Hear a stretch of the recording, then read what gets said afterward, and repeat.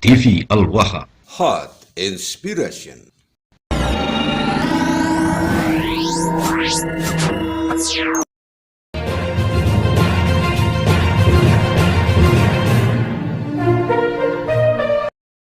Assalamualaikum warahmatullahi wabarakatuh.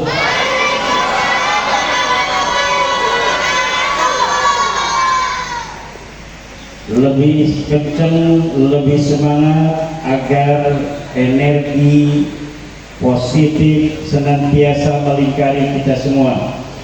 Assalamualaikum warahmatullahi wabarakatuh.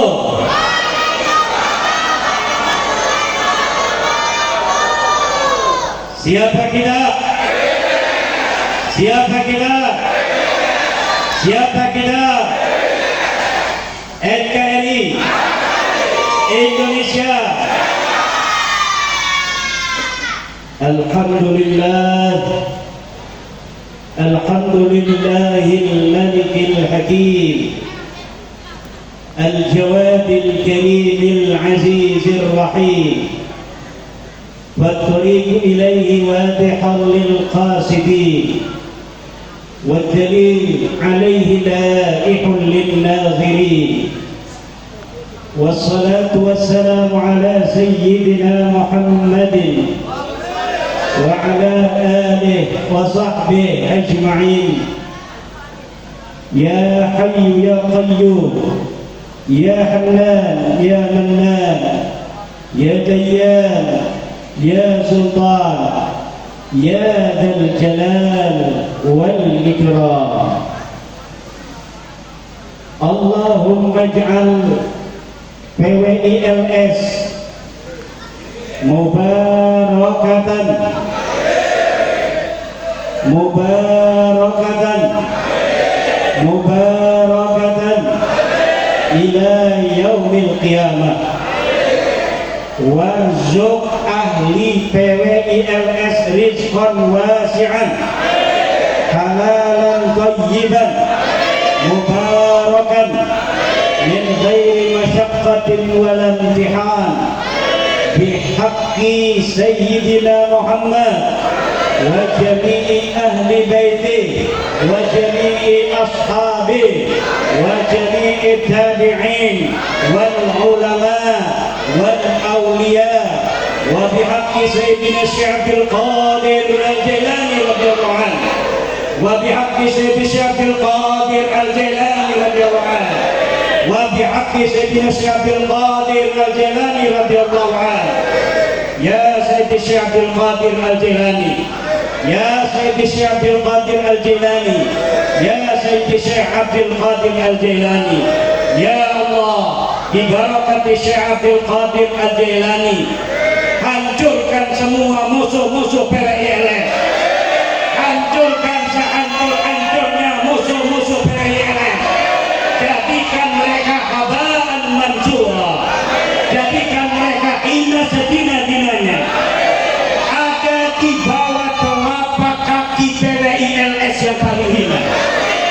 Semulia-mulianya mereka ya Allah, jadikan orang yang paling hina di telapak kaki anggota PWILS yang paling hina sedunia. Amin Allahumma, amin Allahumma, amin Allahumma.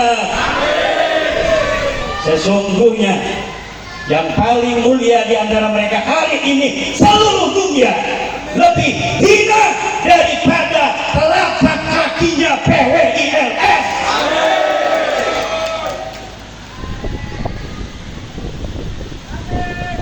Dan ini kenyataan, ini kenyataan dan dapat dibuktikan syar'an wa tarikhiyan, syar'an wa tarikhiyan.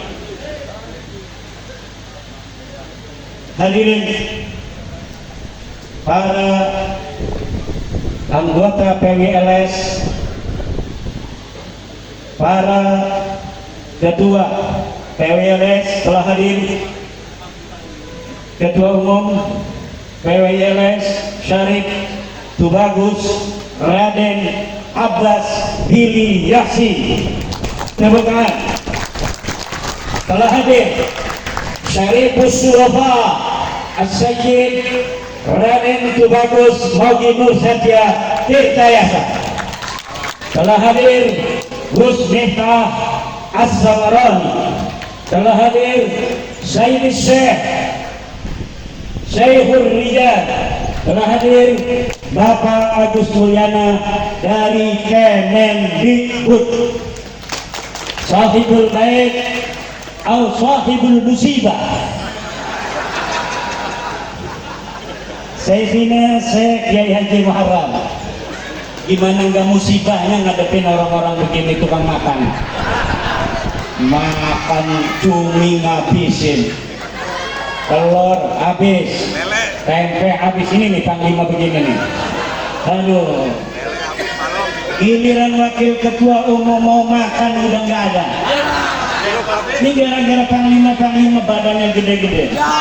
Apalagi propos yang di atas 172 cm begitu. Makannya banyak gitu. Makanya saya beli Sohibul Musibah aja.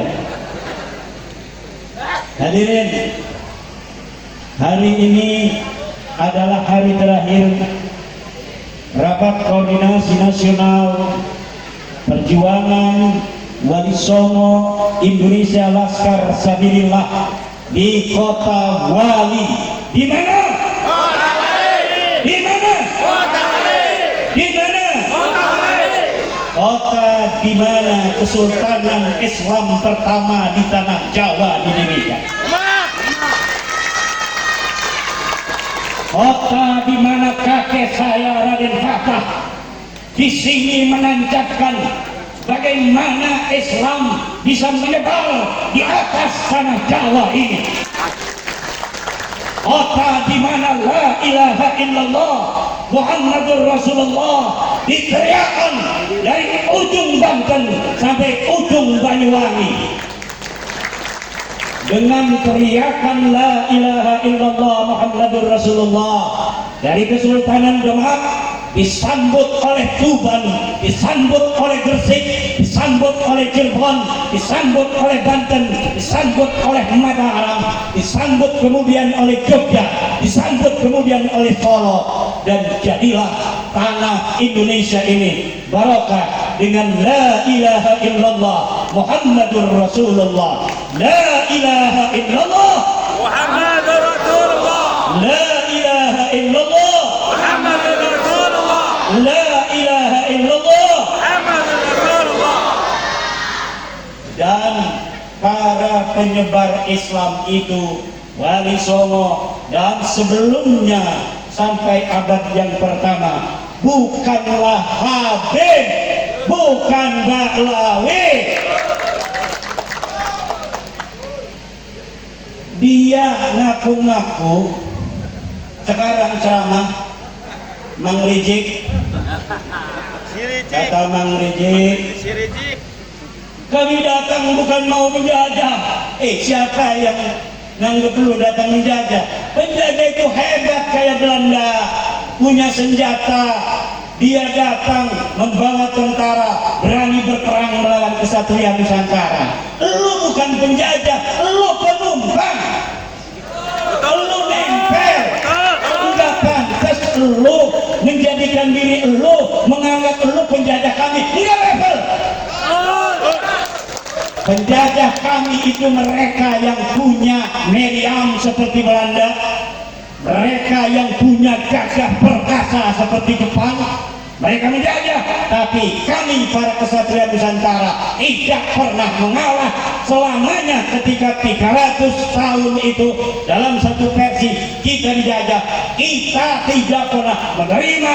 Dan setiap waktu, setiap tahun muncul orang-orang yang senantiasa ingin mengusir penjajah dari bumi Indonesia.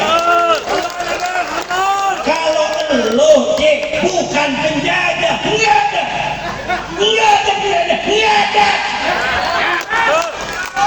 Lu penumpang, cuma numpang.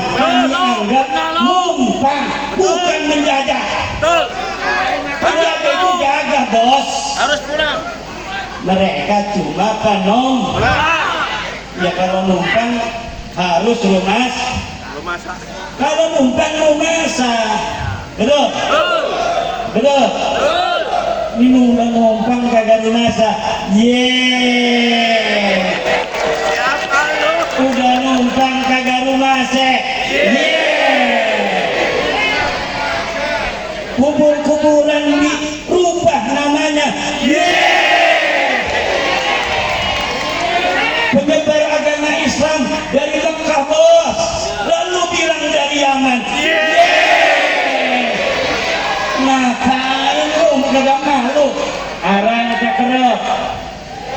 sakrep, kerep sampai dia nggak bisa lihat, katanya dia penjajah.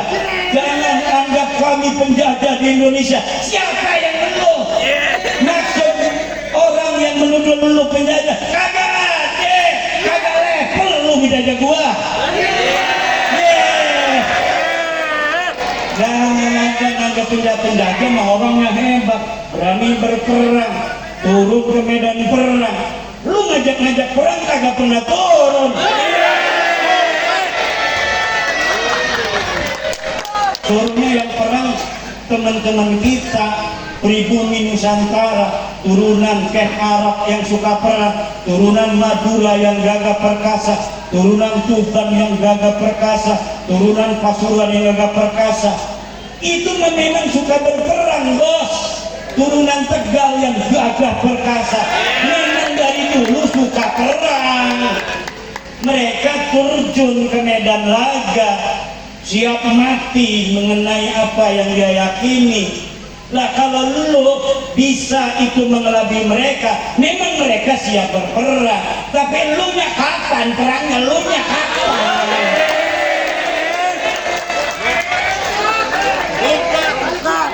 Jangan bawa teman-teman gua, saudara-saudara gua memang suka berperang sama gua. Tapi lu nya kapan? Lu nya kapan? Lu nya kapan?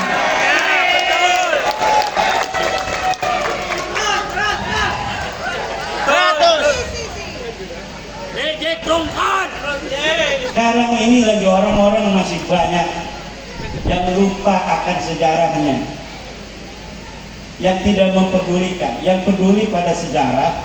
PWILS yang gak punya duit,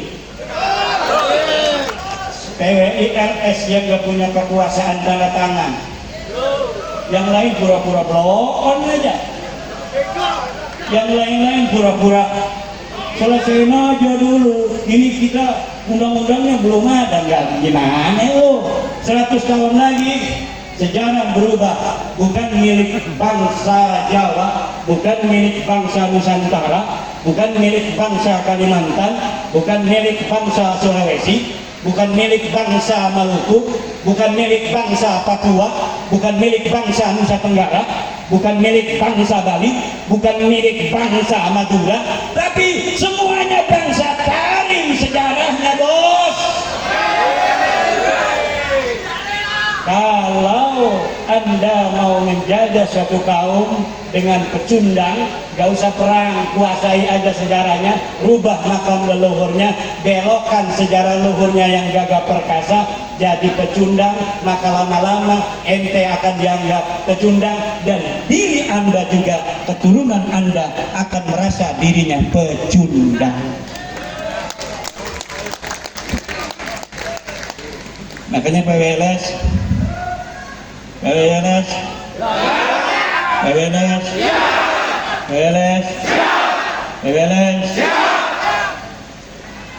tugas Anda berat, digaji kagak, iuran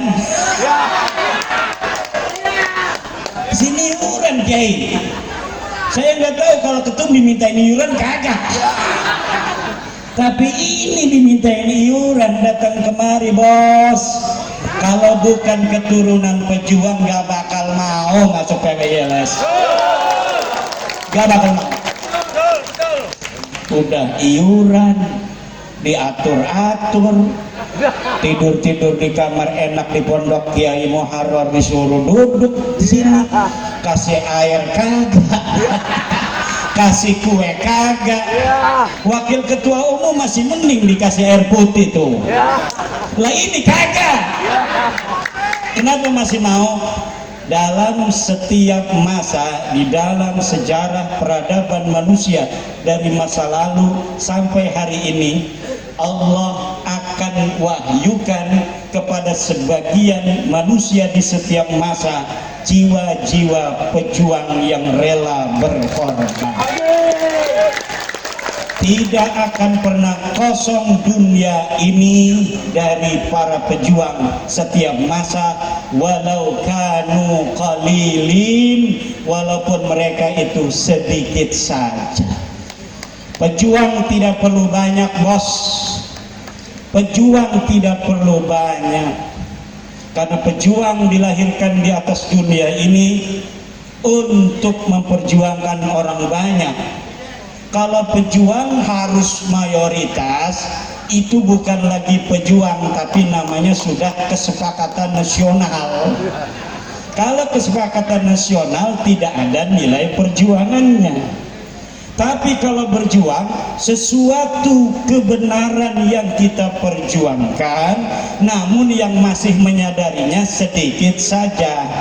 Lalu kita masuk di dalam kancah itu untuk menyadarkan saudara-saudara kita yang lebih banyak dan mayoritas. Itulah nilai perjuangannya.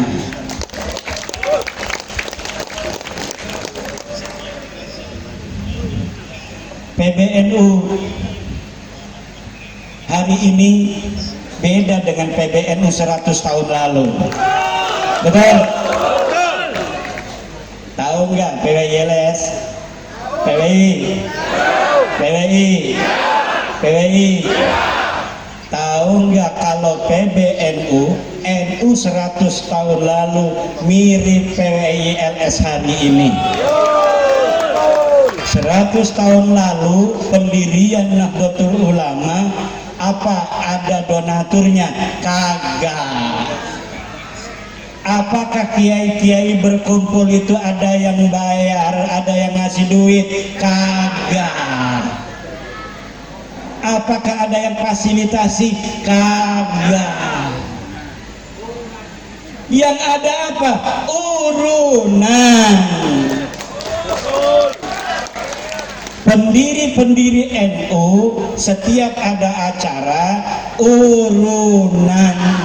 Dari mana taunya kiai? Ada bukti primernya nggak? Ada, bos.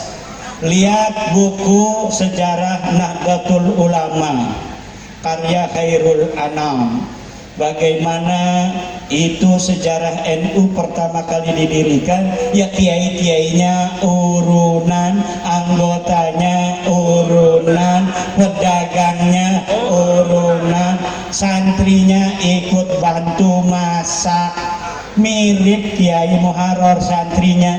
Katanya ada santri Kiai Muharrar yang perempuan cantik-cantik itu pengen punya suaminya Laskar Sabilillah.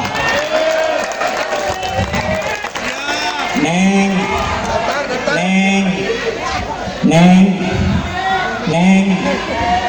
ada nggak yang pengen punya suami Laskar Sabilillah?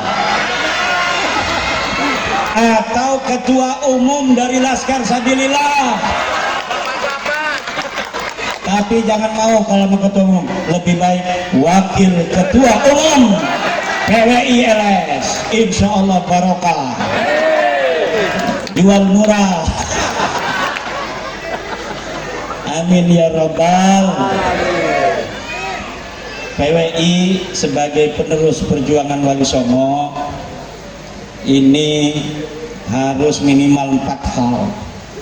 Pertama adalah apa yang dikatakan oleh Allah, ala inna awliya Allah la khaufun alaihim wa la hum, bahwa kekasih-kekasih Allah, wali-wali Allah tidak punya rasa takut dan tidak punya rasa sedih.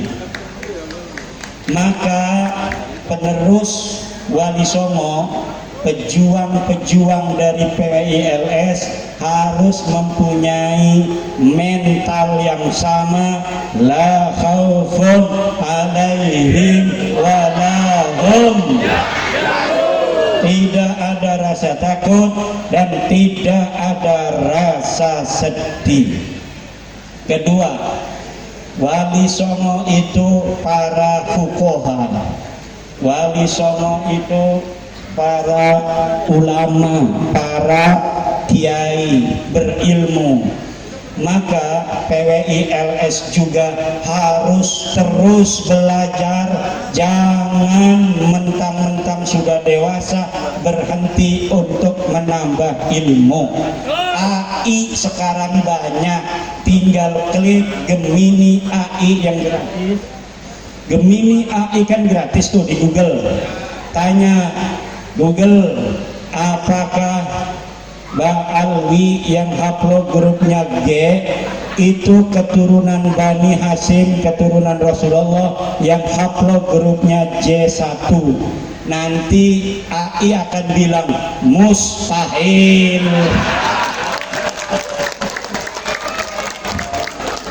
Dan kepada para kibin-kibin di rumah, kibin, para kibin kalau malu tanya sama PWI, tanya aja sama Google lah, tanya aja sama AI, ChatGPT. Cuma ChatGPT dan seluruh AI dalam cara menjawab ada 3 fase. Jawaban awam, jawaban umum yang sudah biasa untuk dipahami masyarakat luas. Kedua, jawaban data. Ketiga, jawaban analisis. Jadi kalau tanya pertama, Ba'lawi turun Nabi bukan? Sepanjang yang diketahui masyarakat, Ba'lawi keturunan Nabi. Tanya lagi, itu namanya jawaban umum. Tanya lagi dengan data. Kata Kiai Imad, Ba'lawi itu putus karena nama Ubaidillah yang hidup di abad 4 tidak tercatat dalam kitab-kitab nasab yang ditulis di abad itu. Anak Ahmad bin Isa katanya cuma ada 3, Muhammad, Ali, dan Husain. Jawab tuh panjang dia. Memang ada di Indonesia kiai yang kurang kerjaan, namanya Kiai Haji Imaduddin Usman Al-Bantani. Dia menulis berbagai macam kitab dan buku dalam bahasa Arab, bahasa Indonesia yang menyatakan Ba'lawi ini bukan cucu Nabi. Itu jawaban data. Tetapi ada yang menentang dari Rabita Alawiyah, tidak mau menerima bahwa Ba'lawi itu putus. Menurut Rabita Alawiyah, Ba'lawi tetap sah menjadi keturunan Nabi. Itu data. Jadi data yang menentang, data yang masih status quo. Nanti analisis bagaimana AI. Katanya kan hasil dari tes DNA-nya Ba'lawi, Habib itu haplogrupnya G. Sementara keturunan Nabi yang secara sejarah dan sejarah ilmu nasab terkonfirmasi sebagai sah keturunan Nabi yang ada di Yordan, Mekah, Madinah, Syam, Mesir, Yaman dari keluarga Ar-Razi, semuanya haplogrupnya J1. Apakah bisa Ba'lawi sendirian haplogrupnya G, kemudian keturunan Nabi yang lain haplogrupnya J1? Apakah orang yang hari ini mengaku keturunan langsung garis laki Sayyidina Ali, haplogrupnya bisa beda-beda? Tanya begitu, jawab, baru akan jawab mustahil. Jadi kalau di AI kita nggak boleh langsung menerima jawaban pertama. Saya pernah diskusi dengan AI, kenapa ente kalau ditanya pertama kali kayak orang awam, ditanya kedua baru ente jujur? Kami mempelajari psikologi manusia. Kami akan mengetahui apakah yang bertanya ini orang awam atau orang yang berpendidikan. Maka ketika kami pertama kali ditanya, kami akan berikan jawaban orang awam agar tidak mengganggu keimanannya, agar tidak bingung dia dalam kehidupan. Kalau yang bertanya itu orang yang mengerti akademis, kami akan jawab secara akademis. Begitu. Makanya silakan para kabain, kibin-kibin seluruh dunia untuk membuka AI, baik yang berbahasa Indonesia, bahasa Inggris maupun berbahasa Arab. Jawabannya semuanya sama, bahwa Ba'alwi mustahil sebagai keturunan baginda Nabi besar Muhammad sallallahu alaihi wasallam. Dan ini perlu diketahui oleh Kemendikbud atau Menbud Bapak Fadlizon rahimahullah. Nanti sejarah itu membutuhkan bukti primer. Tidak boleh sejarah ditulis tanpa bukti primer atau bukti yang mendekati primer, yang disebut dengan contemporary record. Apabila sebuah klaim daripada nasab atau sejarah terjadi silencio, argumentum silencio, itu tidak boleh begitu saja ditulis di dalam sejarah kita, karena bisa jadi di situ sudah ada pembelokan sejarah. Telusuri dulu mana ini klaimnya, ini orang aku nasab-nasab. Jangan sampai nanti di dalam sejarah kita ditulis mereka sebagai keturunan Nabi lagi. Padahal secara ilmu sejarah sama sekali. Dari mulai pengakuan mereka abad 9 Hijriah, 895 Hijriah, bahwa mereka keturunan Nabi, mereka bikin sebuah buku di abad itu. Kemudian yang diakui ada di abad keempat Hijriah, namanya Ahmad bin Isa, wafat 345 Hijriah. Di sana banyak kitab ditulis, Ahmad bin Isa ditulis, sejarahnya ditulis, anak-anaknya ditulis, tapi nggak ada ini anak Ubed yang menjadi leluhurnya Balawi sebagai anak daripada Ahmad bin Isa. Lalu hari ini kita suruh nerima. Ini kalau pakar-pakar sejarah yang direkrut oleh Kemendikbud atau Menteri Kebudayaan tidak memahami ada apa di balik klaim itu, kemudian disamakan dengan sejarah-sejarah lain, argumentum excellentio kemudian diterima sebelum ada yang membantah. Nah, ini akan berabe. Semua bisa mengklaim siapapun dari keturunan siapapun, dan dia bisa mengklaim bahwa dia mempunyai andil dalam suatu peristiwa penting apapun di masa lalu. Katanya bendera merah putih ini adalah hasil usulan Habib. Katanya yang namanya tanggal 17 Agustus itu diusulkan oleh Habib. Katanya Habib itu adalah penyebar agama Islam di Indonesia. Lu kagak punya malu amat. Wali Songo katanya Habib. Bos, Wali Songo itu dihabibkan itu dalam buku mereka mulai tahun 1933, karya Alwi bin Thohir Al-Haddad, orang Bogor. Dia kemudian karena banyak tulisan dijadikan seorang mufti di Johor, Malaysia. Dialah yang pertama kali menyambungkan nasabnya nasabnya Wali Songo, bahwa ke atasnya satu keturunan dengan habaib. Untuk apa? Agar di sini mereka nyaman dan bisa mengklaim kepada Anda bahwa Anda harus berterima kasih pada Ane, karena dulu keluarga Ane Wali Songo yang nyebarin agama Islam di sini, ente harus bayar pajak sama Ane. Hei kiai-kiai, sebulan sekali ngasih dong 5 juta sama Ane. Itu bos maksudnya.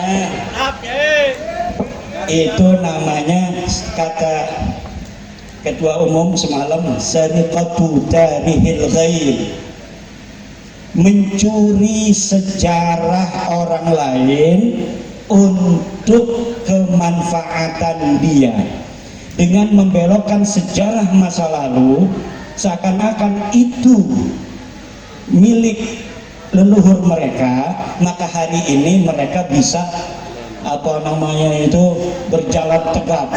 Islam di sini dapat kakek aneh, padahal kakek aneh apa kakek ente? Kakek aneh apa kakek ente? Lu ngaku-ngakuin kakek orang lain, aduh jik. Katanya Wali Songo itu Balawi itu datang menyebarkan Islam. Wali Songo itu Balawi. Apakah Wali Songo itu datang untuk menjajah? Enggak, kata audien kibin enggak. Iya kan, tanyanya Wali Songo. Wali Songo berjasa apa tidak berjasa? Tapi Wali Songo bukan Balawi. Ente sama aneh bisa duduk satu panggung, satu majelis, kita uji mana yang mengklaim bahwa Wali Songo itu Balawi, sejak kapan itu ada? Pasti hanya ada di kitab-kitab ente, jik. Hanya ada di kitab keluarga ente. Untuk apa? Syarikoh tarihil ghair, mencuri sejarah orang lain tanpa data, bighairi ilmin wala hudan wala kitabin munir. Makanya tadi ada PWILS dari Sumeneb, banyak sekali PWILS Sumeneb ini, hebat. Dia punya apa namanya itu, PWILS itu seragamnya paling hebat se-Indonesia. Tidak ada seragam PWILS kayak dari Madura. Coba yang dari Madura berdiri semua.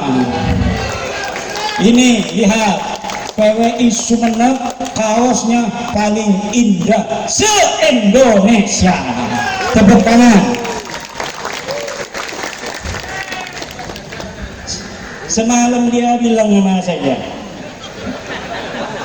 Kiai, ada makam lagi yang baru dibangun. Makam apa? Makam dikasih panjangnya 5 meter, Kiai. Lalu disebutnya siapa? Habib siapa? Bukan Habib, Kiai. Dikasih nama Ratu.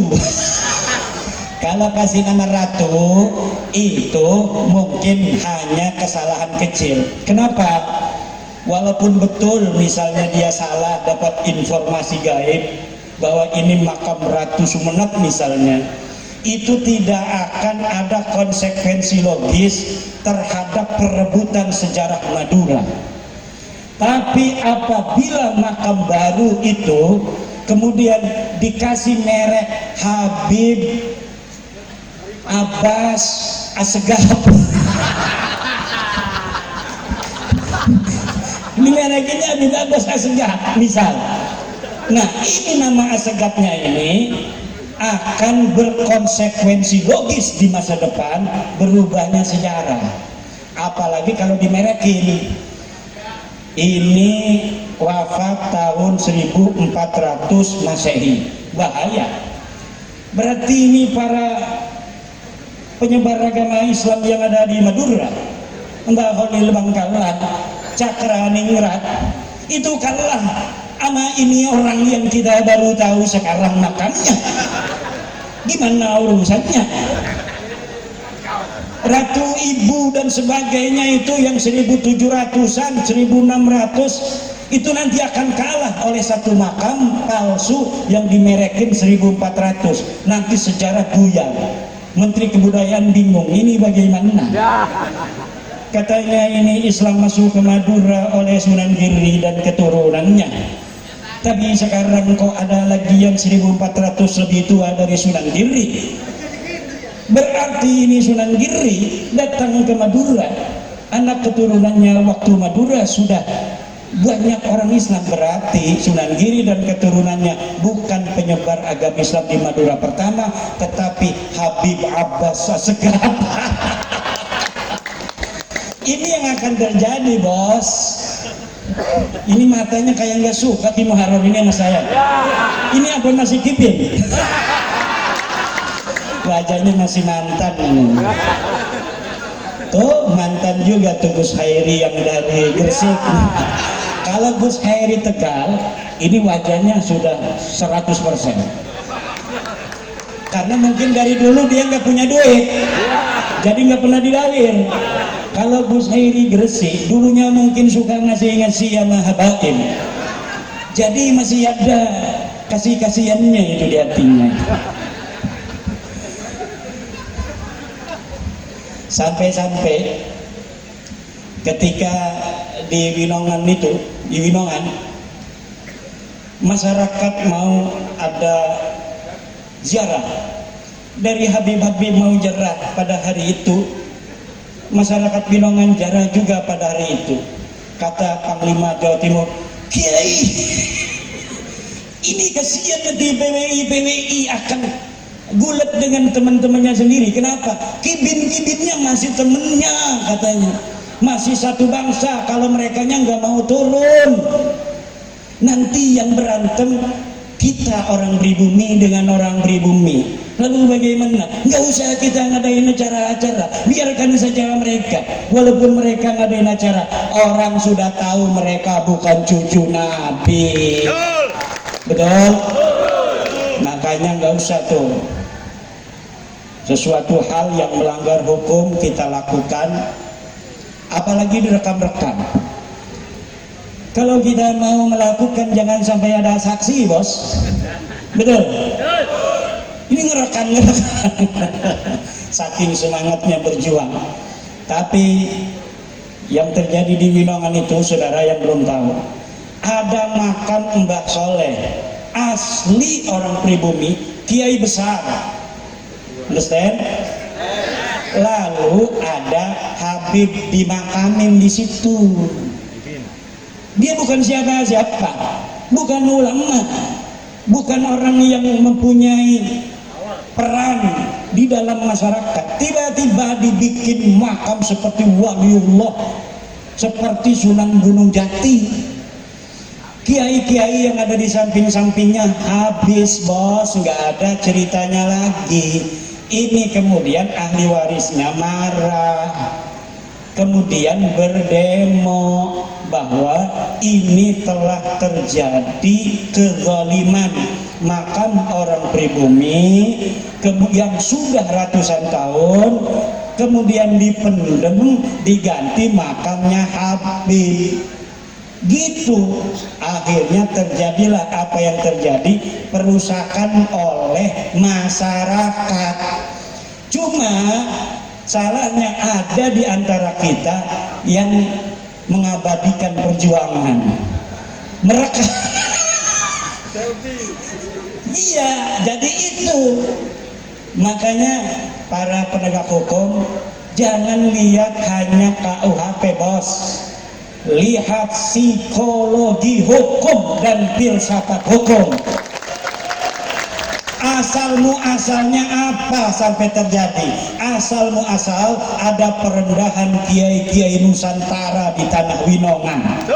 Ada perendahan makam-makam para aulia kekasih Allah yang dihormati oleh masyarakat setempat, kemudian dihilangkan, ditimpa oleh cungkup seorang Habib yang bukan siapa-siapa. Itu yang harus kemudian diusut. Dia berizin apa tidak? Ada nggak izin dari masyarakat? Izin dari Nadir kalau dia wakaf, izin dari kepala desa kalau dia tanah negara. Kalau tidak ada, berarti dia atas dasar apa membangun semua itu?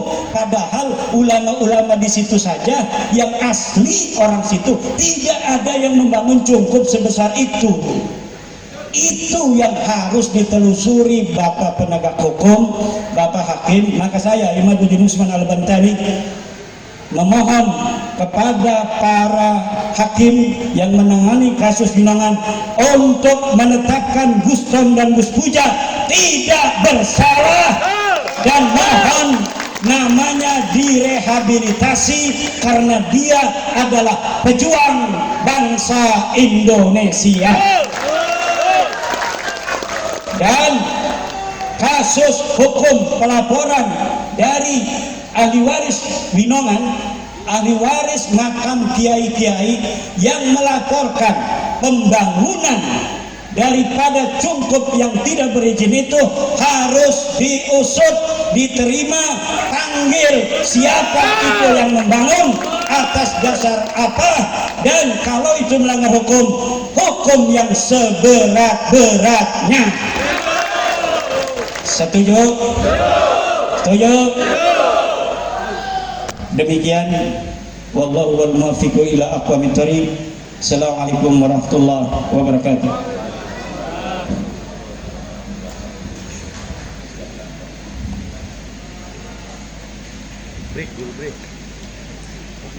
Ada kuis, kata Sekjen, buat satu pertanyaan ke peserta. Hadiah disiapkan figura PWILS. Aduh mantap ya. Aduh mantap. Pertanyaannya, sebelum pertanyaan siapa yang mau jawab? Nah ini.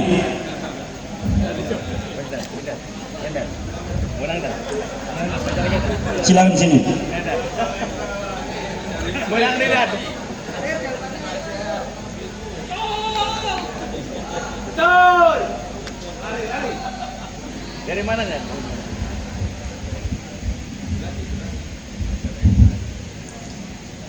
Dari mana? Dari Majalengka. Oh, di Majalengka. Oh, Kenal yang Abah Ja'far? alhamdulillah kata saya. Alhamdulillah. Kayaknya dia abdi amung ka buminya. Alhamdulillah. Boga anak awalnya. Bujang kene. Pertanyaan, Kang, ini dari Majalengka. Kesatria Majalengka. Siapa namanya, Kang? Irsan. Kang Irsyad, Kesatria Majalengka. Pertanyaan, siapa nama lengkap Sekjen PWILS? Hari, Gus. Gus Ken Pramedia. Pramedia. Salah. Silakan turun, Kang. Pramedia emangnya Metro TV. Dari sebelah sini siapa? Silakan. Tapi pertanyaannya akan beda. Tadi jawabannya Ken I Pranendra, bukan Pramedia. Dari mana? Assalamualaikum warahmatullahi wabarakatuh. Nama saya Abdul Afif dari DPC Bojong, Kabupaten Tegal, Jawa Tengah. Masya Allah, ini panglimanya. Pertanyaan, Rakornas PWILS yang pertama diselenggarakan pada tanggal berapa sampai tanggal berapa dan di mana? Rakornas pertama PWILS diadakan tanggal 30 sampai 1 Februari 2026 bertempat di Pondok Pesantren Al Mubarak Al Arba'in, pengasuh Kiai Haji Muharram. Benar.